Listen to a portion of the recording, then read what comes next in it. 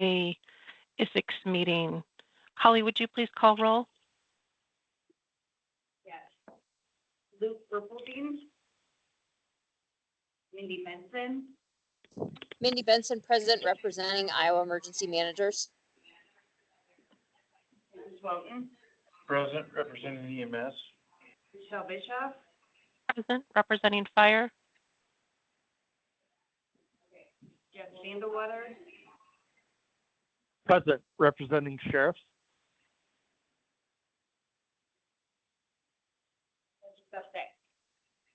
Patrick Updike, member at large.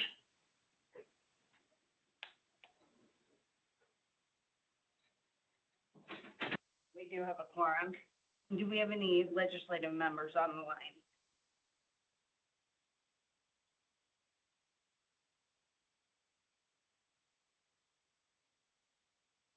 Great, thank you, Holly. Appreciate everyone taking the time to attend our meeting this morning. We will move on with approval of today's agenda. I will entertain a motion.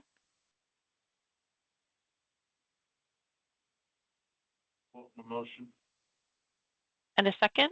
Vandewater seconds. I have a motion and a second. Approval of today's agenda. All those in favor signify by saying aye. Aye. Aye.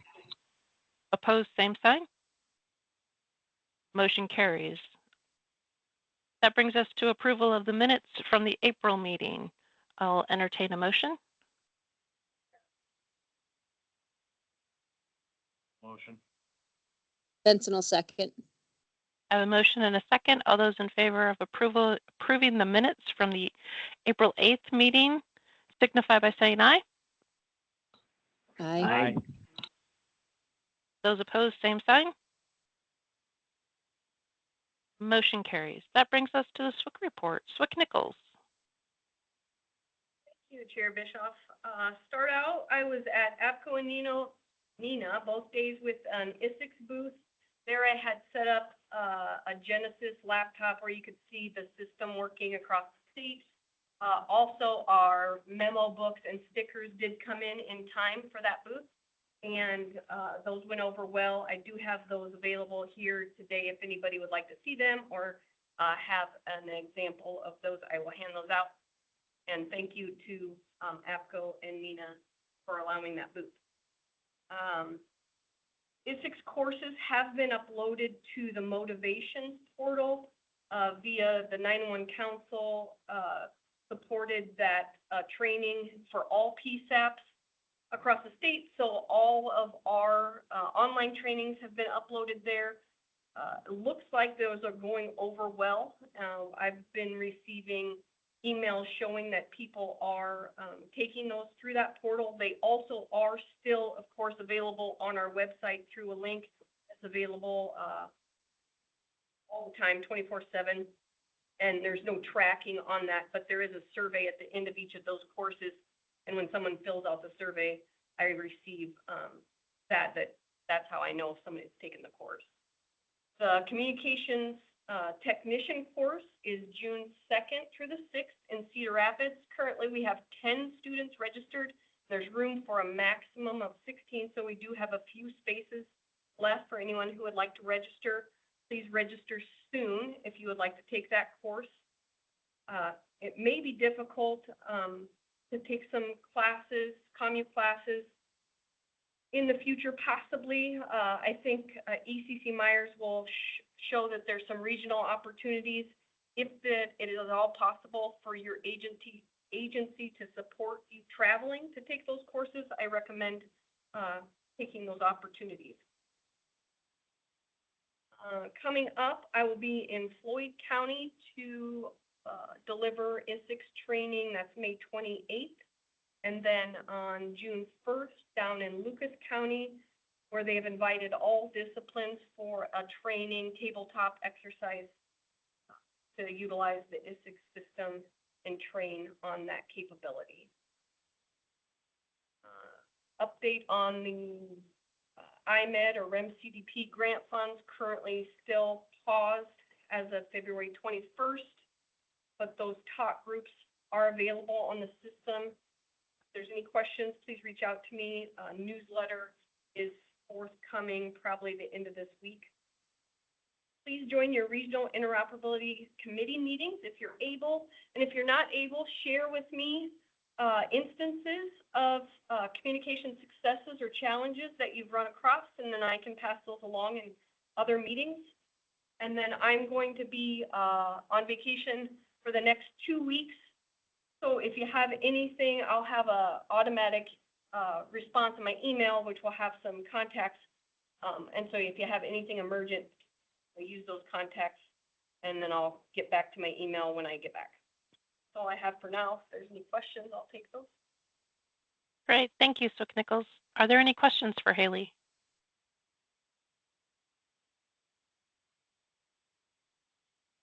(911) Council Report, Program Manager Darushi. Thank you. Can you hear me?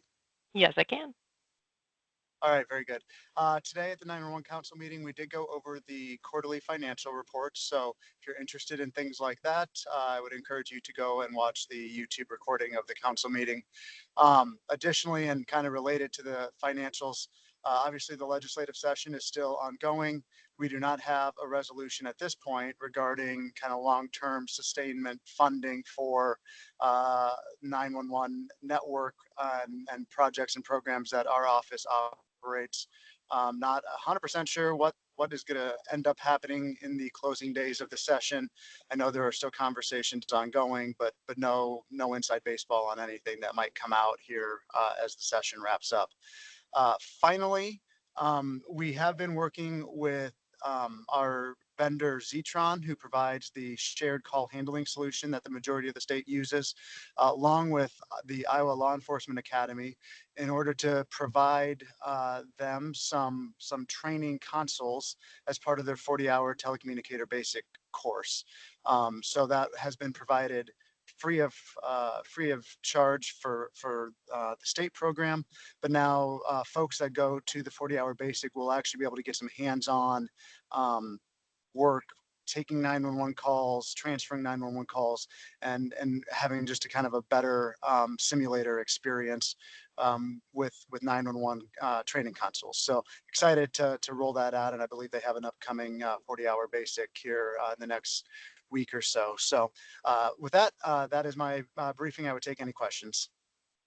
Great. Thank you, Blake. Are there any questions for Thanks. Program Manager Darushi?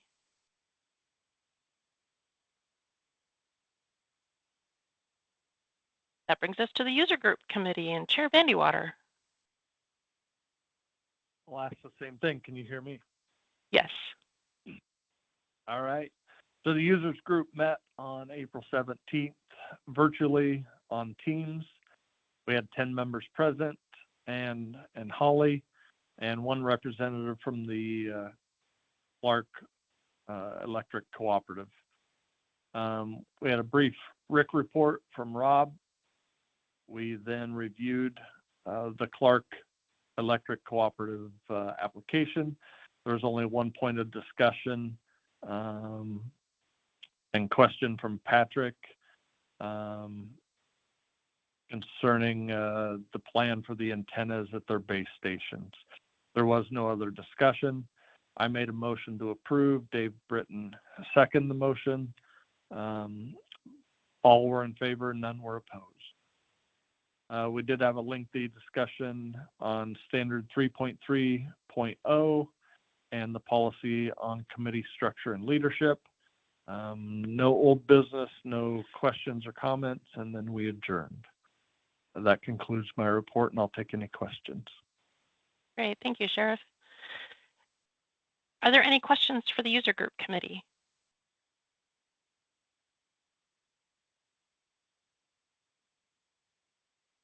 Finance Committee. Finance Committee met earlier this week. The report is before you. This was a 3 pay period month, so that was the only anomaly, if you will, within this report. There was some additional travel that we verified did in fact occur, but otherwise it was a very standard report. Are there any questions regarding the finances?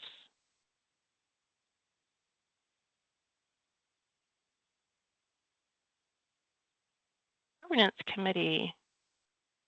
Swick Nichols. Yeah, thanks, Chair. So the Governance Committee's meeting on 5/5 was canceled. We were without a chair and I was out for bereavement. But the committee did previously meet in the last couple of months and create that final draft policy of 2025-01.G, which you've all seen in your committees, called Committee Structure and Leadership. And that was with direction from the steering committee, and you'll see that later in new business today as well. And that's all I have for the Governance Committee report. Great, thank you. Are there any questions regarding the Governance Committee?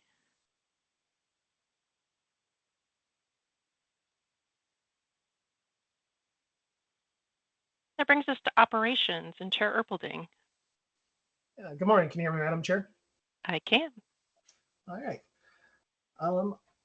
Committee meeting was postponed and moved to next Tuesday, May 6th at 10 o'clock a.m. due to some conflicts. So I have no new business to report this time. Just going to advise that during the next month, we'll have our meeting on May 6th, 10 a.m. and our normal meeting on June 4th before the next ISICS board. So we should be able to get a lot of work done in between here and there. Fantastic. Are there any questions for Luke? Was there a question?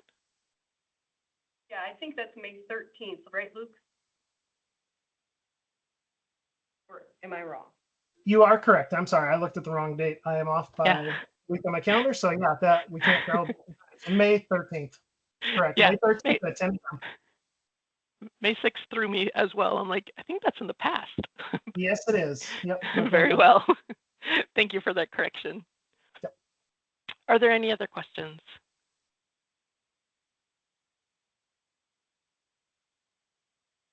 That brings us to Training and Outreach Committee, Chair Wotan. Thank you, Chair. We met on April 17th, had 4 members present. We just went over the plain language white paper and it's been completed. And I think Holly was going to post it, which that has been done, right? And wanted to thank everybody that helped on that. Position task book training had one change that was going to be made and then was going to be posted to the website. ComU credentialing procedure is almost completed and ready for review. We started discussing ISIC standard 1.12.1, the audible alert tone training module, and Haley has started on some of that. Went over the committee structure and leadership policy. All of this took place that day.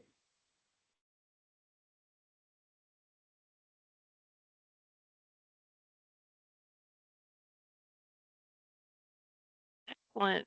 Are there any questions for the Training and Outreach Committee?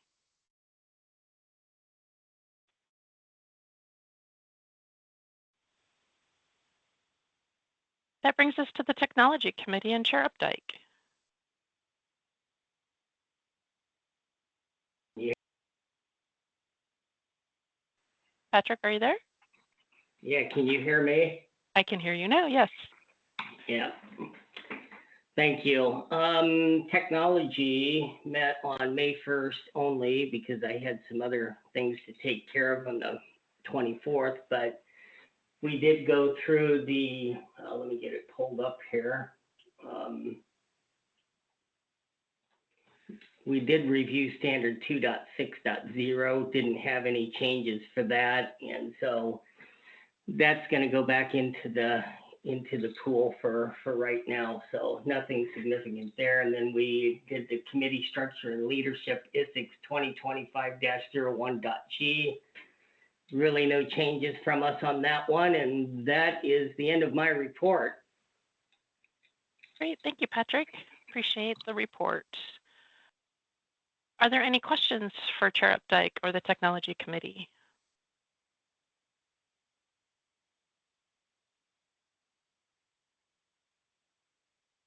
That brings us to the FirstNet Broadband Subcommittee.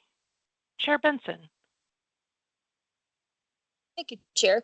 We will meet next week on Tuesday and I do not see anything that we will have that will be earth-shattering or anything out of the ordinary for our meeting next week. I do welcome anybody that would like to attend that meeting. Please let myself or Holly know. We will get you the invite for our FirstNet Broadband Subcommittee meeting. Our AT&T partners will give their brief outs a little later on in this meeting, but I would welcome any questions. Questions for the FirstNet Broadband Subcommittee? Thank you. Okay, thanks, Mindy. Appreciate it. That brings us to other reports and information sharing amongst board members. Does anyone have any information that they would like to share?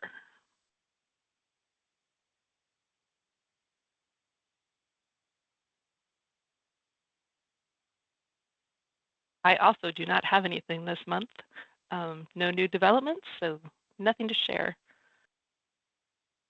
That brings us to the ISICS System Administrator report. Scott Richardson.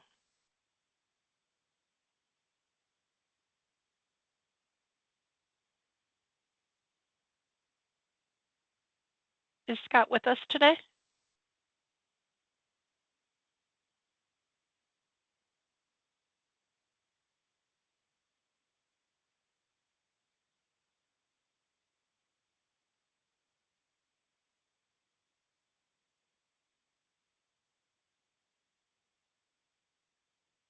Is anyone in the room able to hear me? I can hear you on the phone. Right. I think we may have lost the room or they went mute.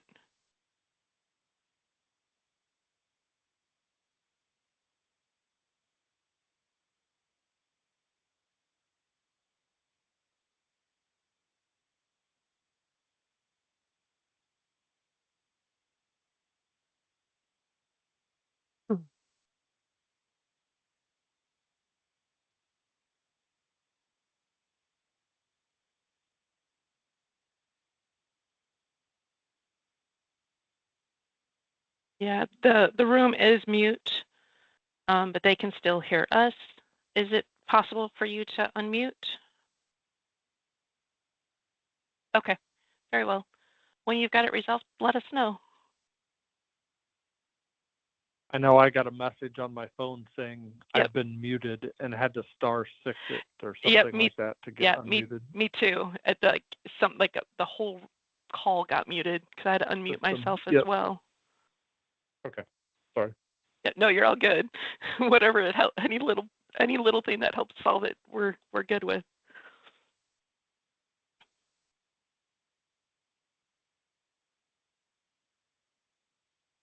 I wondered why this meeting was going so quickly. Well, but there were people in the room that were also like Haley's in the room, so I mean it was Right. working.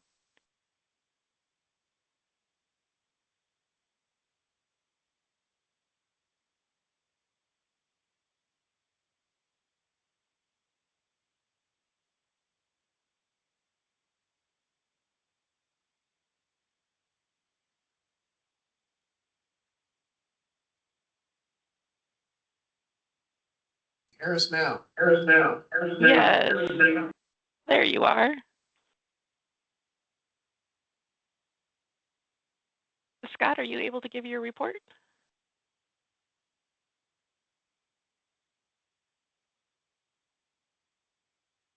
We're not hearing you again.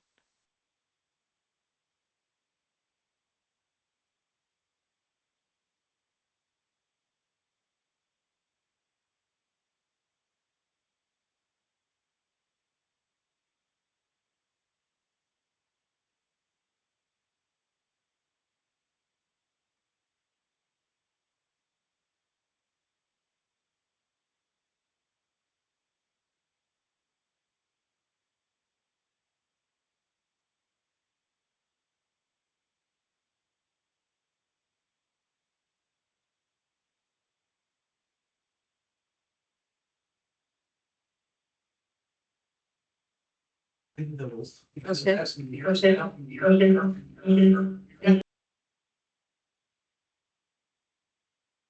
Holly unmutes, we can hear you, but it is awfully echoey.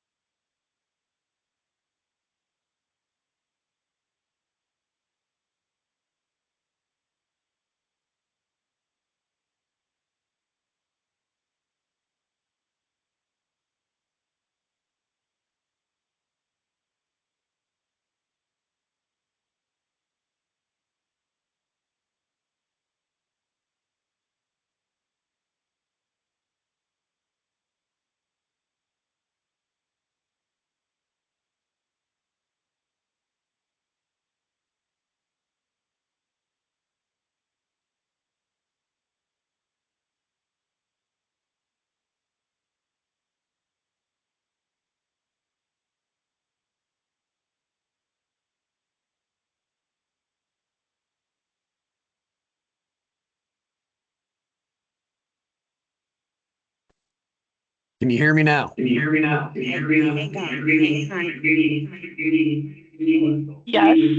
but it is echoey. You guys may want to move on. No, here. Test. Can you hear me? Yes, and there's no echo. Okay. No echo? No echo. Okay, I think we're good. Excellent. Disregard Dave's statement in the background. Very well. So let me start off with ISICSB maintenance. We did have a damaged microwave dish at the Adams site that has been replaced and is now operational. We have a photodiode on order for Beaverdale site, and that's to correct a tower lighting issue with white lights being on at night instead of red. And that will be corrected as soon as that part comes in. RFPMs have been completed on local enhancements for Union and simulcast, and upcoming RFPMs will begin again as well on state sites as well. With that, April 2025 numbers for ISICS radios are at 43,594. Talk groups stand at 3,612, and our push to talks were right about 3.1 million. And with that, concludes my report and hopefully the technical issues. Very well. Thank you, Scott. Are there any questions for our sysadmins? That brings us to the FirstNet Authority. Tom Lampy. Can you hear me okay? I can. Okay.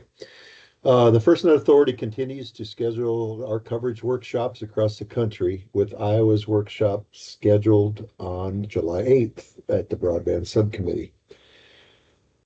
The 5x5 conference is in Seattle. I don't know. Okay. The 5x5 conference is in Seattle, the 3rd through the 5th of June. Make sure if you can attend, that's a good one to learn all about the FirstNet Authority and all the latest and greatest stuff we have on the network. Currently working with Swick Nichols to work ahead of time with your RIC chairs prior to that July meeting for coverage to get more input on areas of interest for the coverage in Iowa. If you have any concerns with coverage, let me know, especially before the meeting, so we can get those documented in case somebody from the region doesn't tell us about that during the meeting. We do have a new executive director and CEO, Mike Cannon, who started last week and is very familiar with our mission, and he'll guide us for what we need to accomplish. If you need more on that, just go to firstnet.gov and you can see his bio there. So that's all I have from a high level from the authority standpoint, but I can certainly take questions. Fantastic. Thank you, Tom. Are there any questions for the FirstNet Authority? All right, that brings us to AT&T update. Bart Blank. Hello, good morning, everybody. Good morning. Just a few updates. I'm not going to go through them all. The network modernization is still our biggest project of switching out the Nokia to Ericsson equipment. Through the month of April, we did 14 swaps, and we've already had 11 that have been completed or in process right now through May. So this is picking up very rapidly across the state. So, if we have issues or if we have outages, we will be reaching out to those that we know of in the area. Most of the time we have overlapping coverage. One interesting thing they are experiencing is we have noticed that the Ericsson equipment is performing far better with the low bands at the edge of the network. So that directly affects the band 14 frequency. They're seeing increased speeds, slight increased coverage, when really this project was not about, we're not changing the coverage scope of a tower. It's really the equipment on it, but something good that happened with the Ericsson equipment we're seeing in these areas. So that's all I have. Anybody has any questions? Great, thank you. Any questions for AT&T and Bart?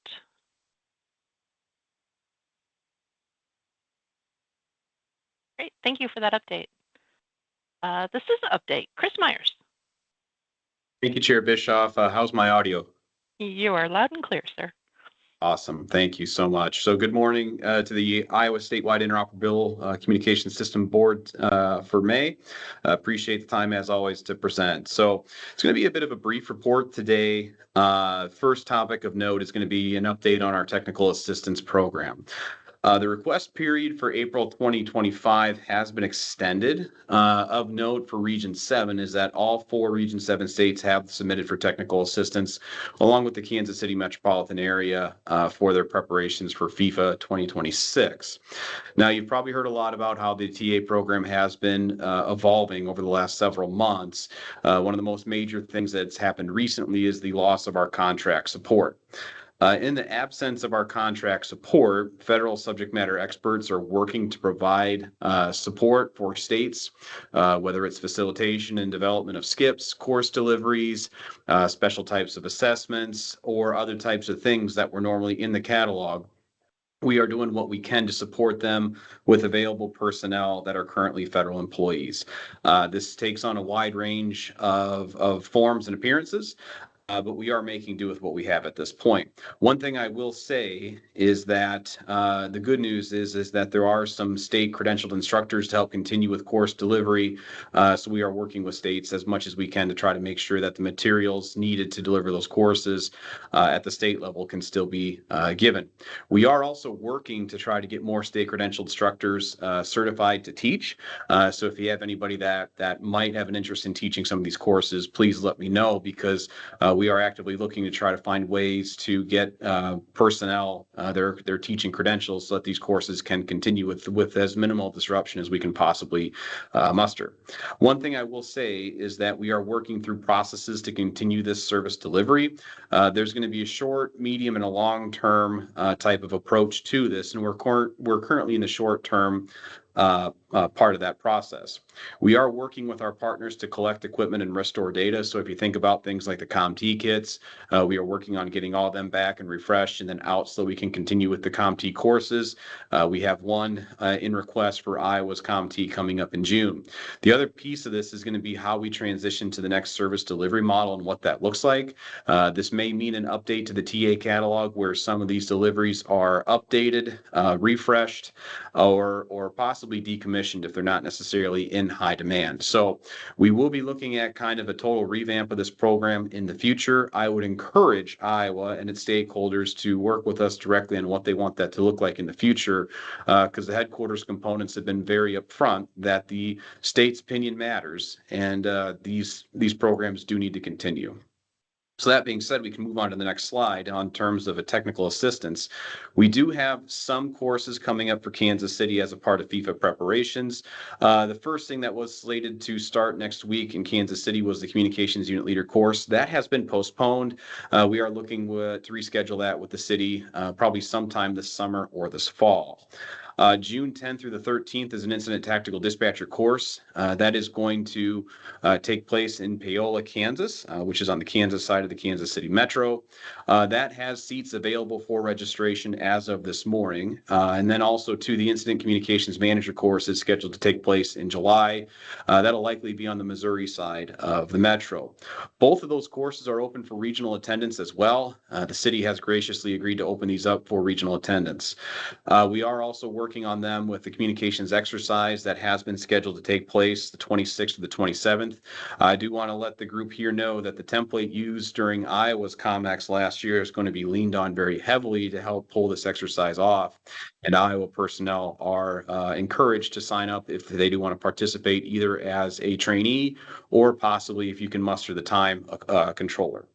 There is also the Red River Commu Boot Camp coming up October 12th through the 17th. That'll be on the Texas-Oklahoma border. Venue is getting finalized, but this will provide opportunities for new instructors to get their teaching credentials taken care of, as well as we will have 6 concurrent courses ongoing at the same time.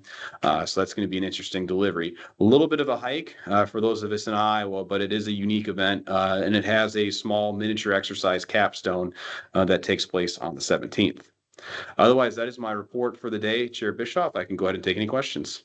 Great. Thank you, Chris. Are there any questions regarding this as a material or for Chris Myers?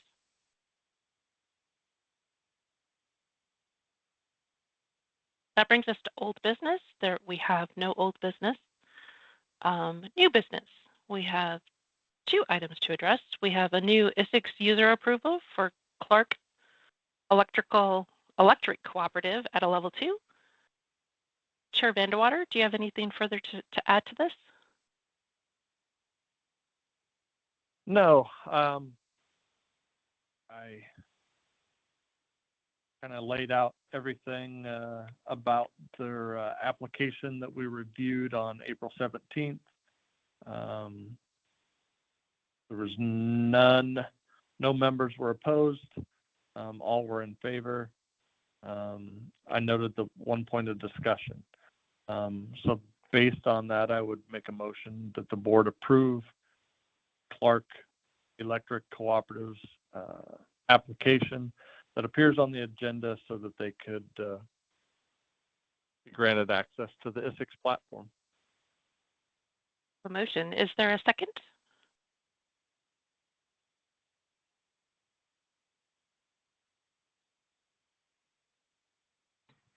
Purple Dangle second.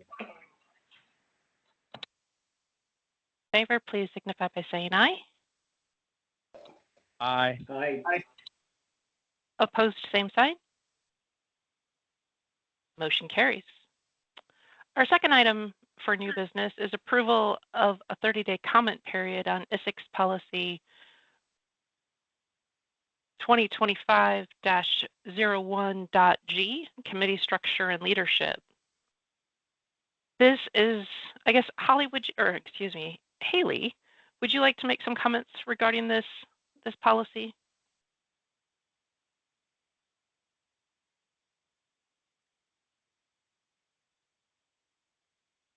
Haley, we are not hearing you.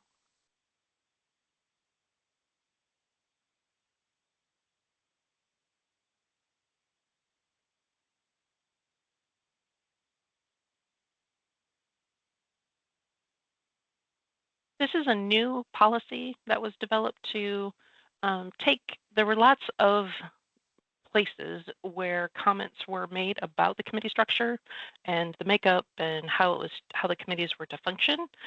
Can you hear me now? I can. Okay, sorry about that. No, that's quite all right. I'm like, I think finagling. I can pitch this, but you've been so much more involved.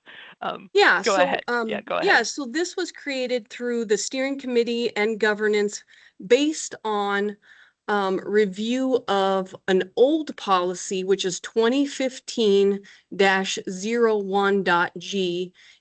It has a long title, but it's called Endorsing Support for Procurement and State Funding of P25 Statewide Voice Radio Platform, which is an accomplished policy. It's been done, and it outlined just the one ISICS board committee, and that's the user group committee. This new policy fully outlines all our standing committees and sort of explains where in Iowa code and law you can find where they're laid out, and then in our documents what their duties are and goals and objectives, which may change as we update the skip. So it's pretty a high level document, but it does state each one of the committees instead of just the user group committee. And so it was created, and once this is approved after this comment policy, and once the board approves this, then the governance committee has through discussions discussed retiring that old policy because it is an accomplished policy. And so are there any questions for me on how I explain that?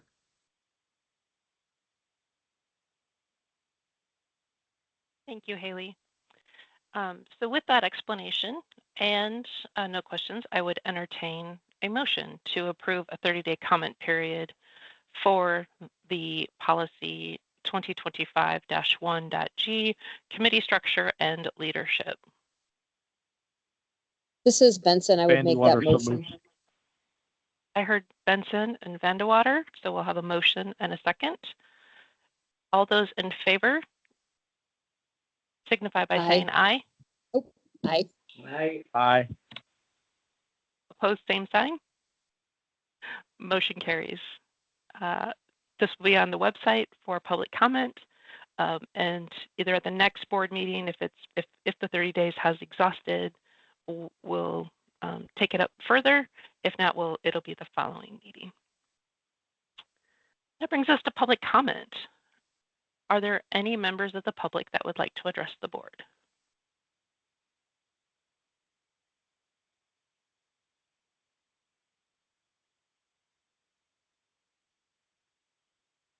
Hearing none, I'll entertain a motion for adjournment. Vandewater moves. And a second? Benson will second. Benson will second. I have a motion and a second. All those in favor of adjournment signify by saying aye. Aye. Aye. Aye. And we sit adjourned. Thank you very much for your time and all of your